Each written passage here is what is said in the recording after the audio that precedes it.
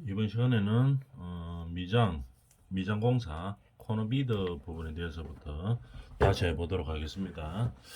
시공시 유의사항 중에서 코너비드는 저번 시간에 했는 것처럼 기둥이나 벽 등의 모서리에 미장 발음이 깨끗하게 나오기 위해서 또는 미장을 보호하기 위해서 이제 처리하는 거죠. 보통 뭐로 되어 있습니까? 스테인레스로 되어 있죠. 그래서 사진을 보면은 뭐 이런 식으로 되어 있죠. 여기가 이제 코너가 되는 부분이죠. 여기가 코너가 되죠. 요 부분 스테인레스로 되어 있는 요 부분이 코너가 되고, 그 다음에 요 부분은 어떻게 됩니까? 요 부분들은 미장 안으로 들어가주는 거죠. 그래서 이제 부착이 되는 거죠. 미장할 때 안으로 집어넣습니다. 그죠? 그래서 요 코너 모서리 부분이 끝선이 되는 거죠. 끝선이 돼서 미장을 같이 해버리는 거죠. 그래서 요 부분들은 미장 안으로 들어가고 요 부분만 살짝이 보이는 거겠죠.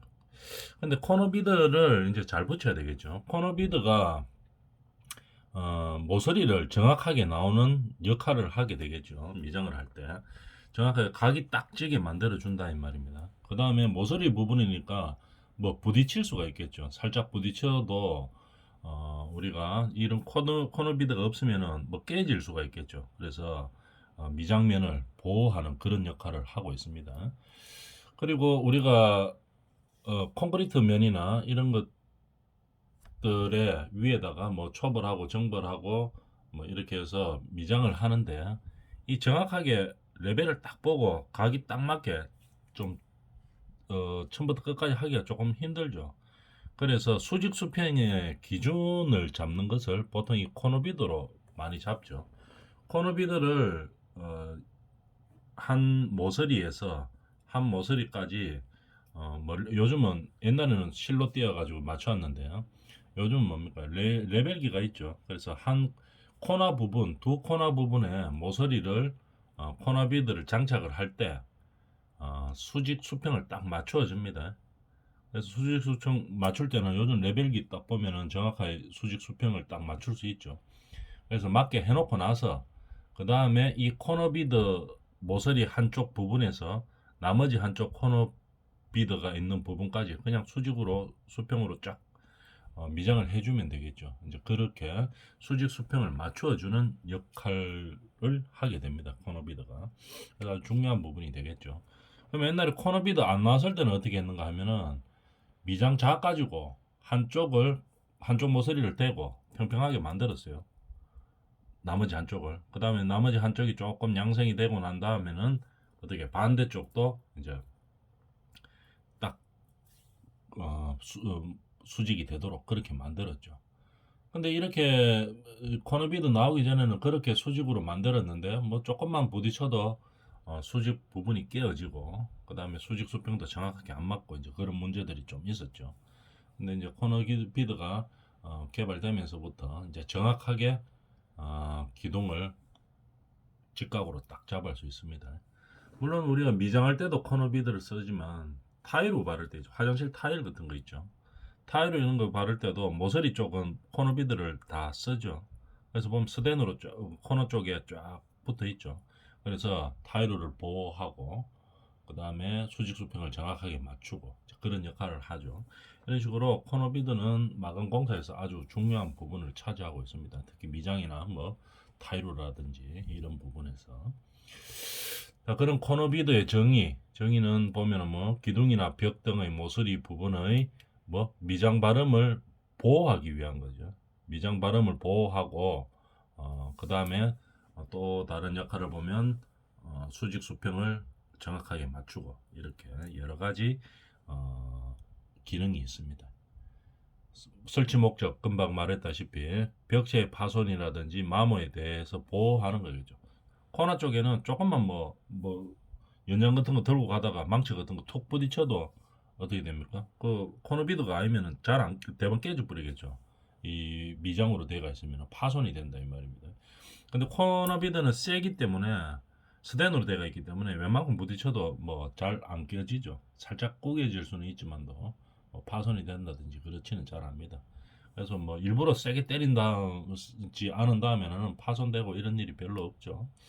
그다음에 또 중요한 역할, 수직 수평의 기준이 됩니다. 그래서 한 양쪽 모서리에 코너비드를 설치하면서 수직 수평을 한번 잡아주면 그 다음부터 미장 바르기가 쉽죠. 그 안에 콘크리트 벽면이나 바닥면은 깨끗하지 뭐 정확하게 수직 수평이 나올 수가 없죠. 뭐 콘크리트를 타설 했거나 이렇기 때문에 아무리 뭐 콘크리트 타설 할 때 정확하게 하려고 해도 정확하게 잘 나오질 않죠. 일단 울퉁불퉁합니다. 조금씩 기울어질 수도 있고 그런 것들을 이 마감 검사인 미장에서 수직 수평을 정확하게 봐주면서 잡아주는 거겠죠. 그 역할을 코너비드가 많이 하고 있습니다. 그 다음에 코너비드의 목적, 마감면의 품질 정도를 향상하는 거겠죠. 이렇게 정확하게 깨끗하게 나오면 품질이 향상되는 거겠죠. 그 다음에 웬만한 어떤 충격이나 이런 데도 파손이나 마모를 방지할 수 있는 거죠. 이런 코너비드의 재래의 종류는 대부분 요즘 다 스테인레스입니다. 그래서 뭐 녹이 쓴다든지 이런 것들 방지하고 있죠. 근데 뭐 옛날에 황동이나 뭐 아연 도금으로도 만들기는 했었습니다. 근데 사용해 보면 스테인레스가 제일 가볍고 다루기도 쉽고 그다음에 녹도 안 쓸고 이렇기 때문에 스테인레스를 많이 사용하는 거죠. 그림을 보면은 이제 이렇게 되어 있습니다. 아까 이야기했지만 이 부분이 이제 코너 쪽에 모서리 쪽에 딱 보이게 되는 면이죠. 이 기준에 맞추어서 미장을 이렇게 맞추어서 해주면 됩니다. 수직 수평을 봐가지고 이 부분은 미장 안에 이제 묻히는 부분이 되겠죠. 그런 형태의 코너 피더였습니다. 그다음 메탈라스 보면은 우리가 미장할 때 보면은 보통 우리가 미장이 처지지 않도록 하기 위해서 메탈로 뭐 거물처럼 만드는 망을 한번 씌워주고 그 다음에 칠해준다 이 말입니다. 보통 언제 많이 하는가 하면은 미장할 때도 많이 하지만 우리가 도장 공사할 때도 많이 쓰죠. 칠 같은 거 할 때 이게 처지기 때문에 바다라고 이야기하죠. 바다 밑에 칠해놓고 우리가 도장 공사를 하는데 그럴 때도 많이 쓰고 미장할 때도 많이 씁니다. 그래서 미장할 때 미장이 처지지 않게 하기 위해서 거물 모양으로 만들어가 미리 한번 쳐주고 해주면은 미장이 처지지 않겠죠. 뭐 천장이나 벽이나 미장 마감을 할 때 이렇게 거물망으로 되어 있는 이런 메탈라스를 씁니다. 근데 요즘은 메탈라스보다는 재료들이 자꾸 업그레이드 되니까 메탈라스를 물론 써도 되지만 플라스틱 재질로 이렇게 라스 형태로 만든 게 있죠. 거물처럼. 그래서 그거를 한번 미장에다가 바르는 면에다가 한번 쳐주고 미장을 하면은 바르면은 어떻게 됩니까? 미장이 요런데 거물처럼 딱딱 구멍이 나 있는 요 부분 안으로 들어가서 뒤쪽에 바탕면 하나고는 붙고 그 다음에 요게 이제 미장이 쳐지지 않는 그런 역할을 하고 있죠. 이렇게 많이 사용합니다. 물론 뭐 일반 개인 공사들 뭐 관공사에서는 뭐 라스를 쓰라고 하는 경우도 있죠. 그래서 정해주면 메탈을 쓰든지 아니면은 뭐 아까 이야기했던 플라스틱 재질의 거물망 형태 라스를 쓰든지 지정되는 대로 하면 되는데 보통 일반 뭐 개인 공사들이나 뭐 광급 공사가 아닌 민영 공사에서는 잘 안 씁니다. 그죠? 왜냐하면은 이게 바르려고 하면 힘들죠. 미장을 요 구멍이 다 나 있기 때문에 물론 이제 품질 면에서는 좋아지죠. 근데 이제 시공하기가 좀 어렵습니다. 그래서 보통 없이 그냥 바로 해버리죠. 그래서 뭐 관공사나 이런 데서는 라스를 많이 씁니다. 그 정도로 알아놔주면 되겠습니다. 미장공사의 순서에 대해서 보면은 일단 준비를 하겠죠. 그 다음에 재료 및 공법을 선정하고 샘플 시공을 한번 합니다. 그 다음에 미장공사에서 제일 중요한 것은 이거죠. 이거 바탕 처리입니다. 바탕 뒷면이 깨끗해야 돼요. 예를 들어서 어떤 벽면이나 뭐 벽체 뭐 이런 데다가 우리가 미장 공사를 하는데 뒷면이 울퉁불퉁하면은 아무리 미장을 바탕면을 바탕면 자체가 울퉁불퉁하면 아무리 미장을 잘해도 이 울퉁불퉁합니다. 그죠? 깨끗하게 안 나오죠. 그래서 튀어나온 부분은 깨내주고 그 다음에 구멍 넣는 부분 이런 거 있으면 메워주고 이 바탕 처리를 잘해야 됩니다. 바탕 처리를 해야 되는데 또 너무 과도하게 해버리면은 이 미장이 떨어지는 거 박리라고 이야기하죠. 박리의 원인이 될 수도 있습니다. 그래서 이거를 한 번에 다 잡으려고 하면은 안 돼요. 바탕도 너무 깨끗하게 해가지고 진짜로 옆에서 보면 뭐 갈아내고 깨내고 이래가지고 완전히 수지수평 딱 맞추기도 힘들지만 그렇게 자꾸만 하려고 하면은 한 방에 어떻게 처리를 하려고 하면은 이게 좀 문제가 많이 발생합니다. 너무 깨끗하게 해놔도 미장을 해놓고 나면은 박리가 생기는 경우들이 많이 있어요. 너무 무리해서 막 바탕을 깨끗하게 한다고 하면은 조금 너무 심하게 튀어나오는 부분이 아니면은 미장을 하면서 한 번, 두 번, 세 번까지 보통 하죠.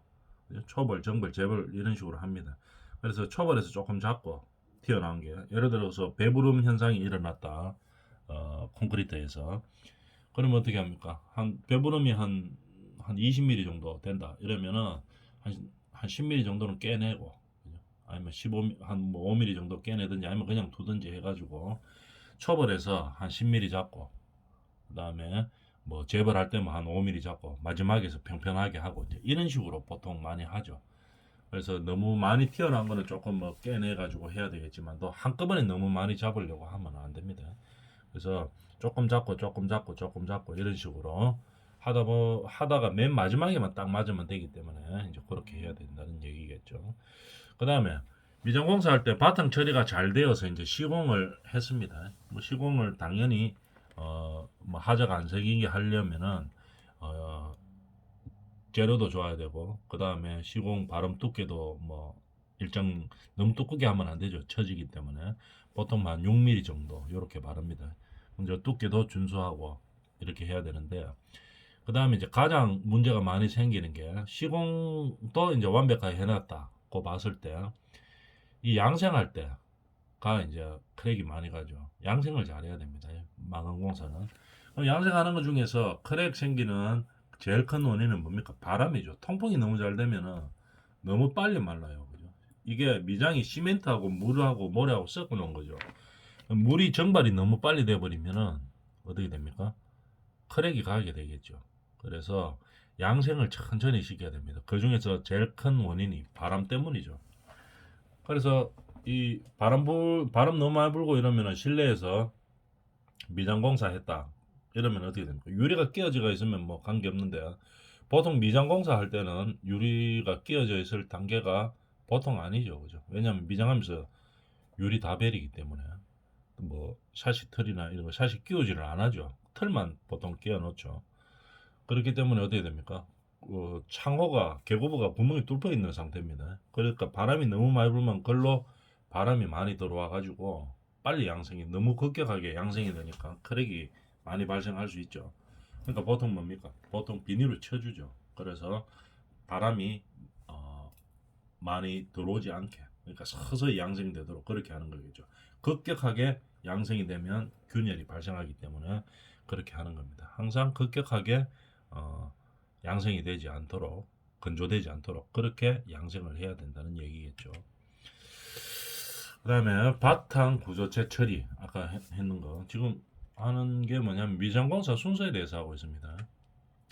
바탕 구조체 처리 아까 이야기했다시피 뭐 울퉁불퉁한 면들 이런 면들을 잘 처리를 해줘야 되겠죠. 그 다음에 너무 면이 크다든지 그 다음에 뭐 미장이 균열이 발생할 부분이 발생할기에 예상이 된다 하면은 줄눈을 처리를 해주죠.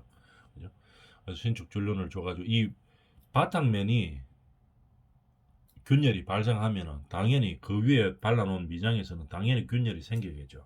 그래서 바탕면 자체에서 균열이 안 가도록 해줘야 되는 거겠죠. 그래서 바탕면이 너무 크다 이렇게 하면은 줄눈 처리를 해주는 겁니다. 그 다음에 그래서 바탕 구조체 변형에 유의를 하고 그 다음에 바탕면하고 이 뭐 미장하는 재료 미장의 제일 주된 재료가 뭡니까? 이게 시멘트죠. 시멘트 모래 물인데 이거를 잘 붙여야 되겠죠. 그래서 이게 시멘트 둘 다 같은 시멘트 계열이기 때문에 붓기는 기본적으로 다 잘 붙습니다. 그런데 그럼 어떻게 하면 더 잘 붙느냐를 생각해 보면은 면이 너무 깨끗하게 고르면 어떻게 됩니까? 이게 잘 안 붙죠. 접착력이 떨어지죠. 좀 울퉁불퉁해야 됩니다. 그래서 우리가 촉을 발음할 때는 어떻게 합니까? 울퉁불퉁하게 만들어 놓죠. 그 미장을 나중에 재벌할 때 잘 붙게 하기 위해서 일부러 흑송 같은 걸로 긁어주는 겁니다. 긁어주면 어떻게 약간씩 울퉁불퉁하게 해가지고 양생이 되고 그 다음에 하면 잘 붙죠.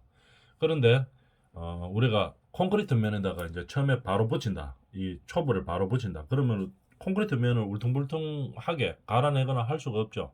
그러면은 주로 뭐랍니까? 프라이머를 칠합니다. 면에다가 콘크리트 면에다가 프라이머를 칠한 다음에 그 다음에 미장을 해버리죠. 그러면은 프라이머가 접착제 역할을 하는 거죠. 그래서 초벌하고 잘 붙습니다. 면 바닥면하고 잘 붙도록 프라이머 칠을 하는 거죠. 그 다음에 초벌은 울퉁불퉁하게 만들어 놓죠.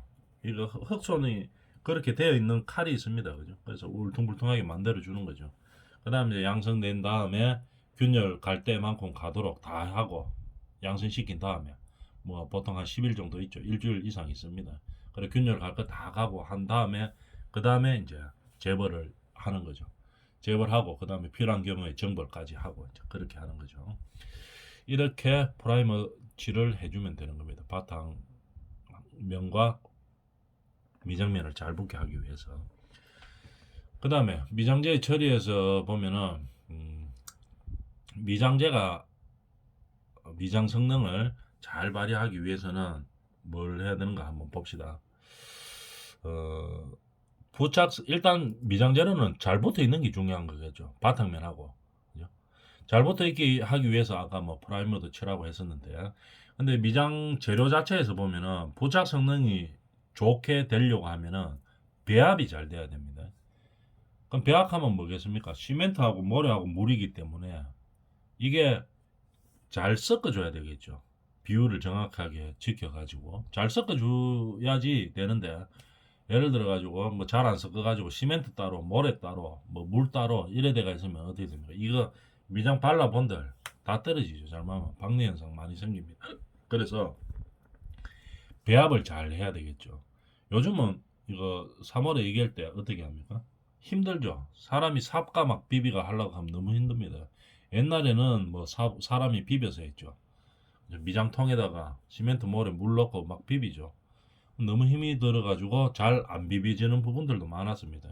배합이 잘 안 되는 부분도 많은데 요즘은 모타로 하죠. 모타 앞에 날개 달아가지고 하기 때문에 별로 힘 안 들고 배합은 잘 됩니다. 이런 식으로 하기 때문에 배합이 중요한 역할을 한다. 그래야지 부착 성능이 잘 나오는 거겠죠. 그 다음에 미장제 바람 두께는 뭐 보통 6mm로 합니다. 6mm에서 뭐 한 7, 8mm 정도로 하는데 보통 일반적으로 6mm로 하죠. 근데 어떤 면은 6mm고 어떤 면은 뭐 8mm고 이래 두께가 일정하지 않으면은 어떻게 됩니까? 미장이 부착이 성능이 똑같이 발휘되지를 않아야겠죠. 바람 두께가 일정하게 나와야 됩니다. 그래야지 부착 성능이 좋아지는 거겠죠. 그 다음에 초벌, 재벌, 정벌 등과 같이 한 번에서 끝나는 게 아니고 여러 번 바를 때 이럴 때는 중요한 게 뭐냐면 양생 기간을 준수해야 됩니다. 다 굳은 다음에 그 다음에 발라야 되겠죠. 양생이 다 된 다음에. 특히 초벌 같은 것은 초벌 칠하고 난 다음에 어떻게 합니까? 면을 까끌까끌하게 만들어 놓죠. 일부러. 그런 미장칼이 있으니까 그냥 끓여주면 되는 거겠죠. 근데 초벌은 기간을 보통 일주일 이상 합니다. 왜냐하면은 초벌에서 크랙 갈 수 있는 걸 다 가게 하기 위해서 하는 거죠. 크랙 가도 다 가도록 해놓고 그 다음에 재벌을 하면은 이미 다 가가 있기 때문에 그 위에서는 균열이 잘 발생하지 않습니다.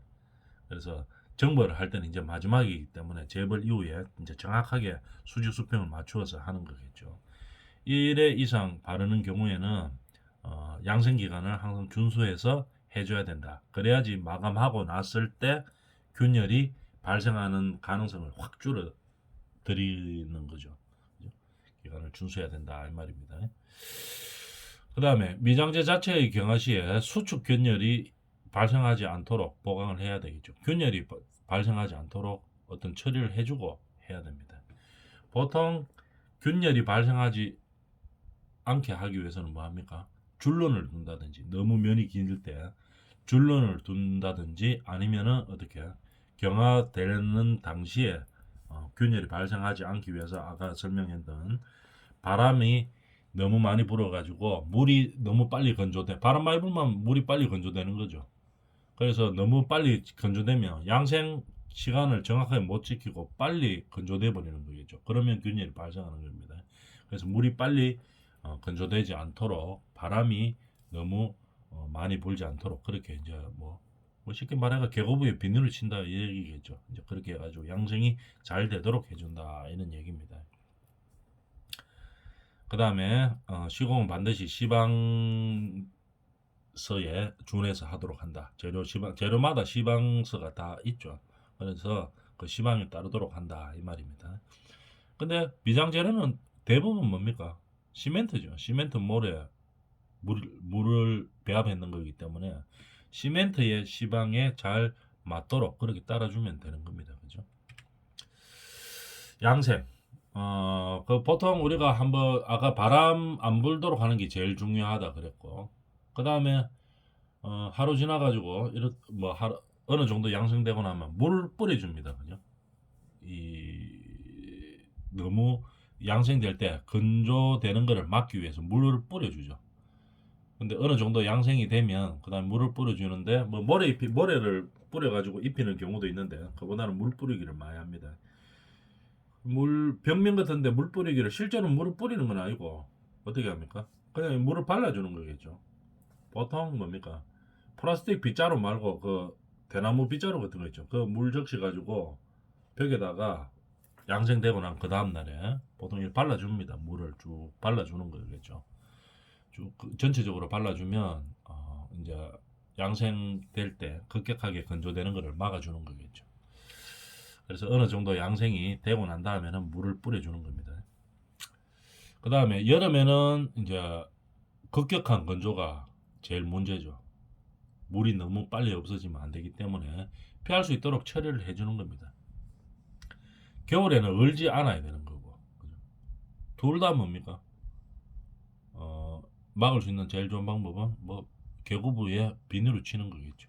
여름에는 바람을 막아서 급격한 건조를 막을 거고 겨울에는 어떻게 됩니까? 너무 추운 날은 안 해야 되고 어느 정도 영하 3도 밑으로 내려가고 이런 날이 아니면은 그런 날은 안 해야 되는 거고 조금 추운 날은 그래도 얼 수가 있죠. 그래서 비닐을 쳐주고 이렇게 하면은 웬만하면 얼지는 안 하죠. 그래서 바람면이 얼지 않도록 보온 처리를 해주는 겁니다. 그래도 안 되겠다 싶으면은 안에 갈탄을 떼든지 어떻게 해든지 해가지고 좀 따뜻하게 만들어 줘야 되겠죠. 아니 보일러가 대가 있으면 보일러를 돌리면 되는데 이 미장할 단계가 보일러 깔 단계는 아니죠. 그보다 앞선 공정이기 때문에 보통 뭡니까? 추운 날씨는 피하는 게 제일 좋고 근데 공정상 도저히 피할 수 없다 이러면 비닐을 쳐주고 그 다음에 갈탄 같은 거죠. 떼가지고 온도를 높여주는 겁니다. 비바람으로부터 보호하는 시트 보양 등을 하고 그 다음에 실내는 통풍 자단이 필요하다 이 말이겠죠. 바람이 너무 많이 불면 안 된다 이 말입니다. 그 다음 직사광선도 좀 피해서 양생을 시켜야 된다. 양생이 잘 돼야지 크랙이 가는 것을 막을 수가 있겠죠. 그런 얘기입니다. 그 다음 바람 공정에서 보면은 우리가 한번 봅시다. 바탕 조정. 일단 바탕은 바탕면이 깨끗해야 됩니다. 그래야지 미장이 잘 될 수가 있겠죠. 근데 바탕은 튀어나온 거는 깨주고 그다음에 움푹 파인 것은 이제 메워주고 이러면 되는데 너무 심하게 하면 안 됩니다. 그죠? 왜냐하면 초벌, 재벌, 정벌 과정이 있으니까 그 과정들을 가면서 서서히 잡아주면 됩니다. 조금 잡고 그다음에 초벌할 때 조금 잡고 그다음에 재벌할 때 조금 잡고 그다음에 정벌을 할 때 완전히 잡고 이제 이런 식으로 들어가면 되겠죠. 바탕 조정할 때 너무 심하게 해버리면 그게 오히려 더 박리 나중에 떨어지는 거겠죠. 이런 현상이 발생할 수가 있습니다.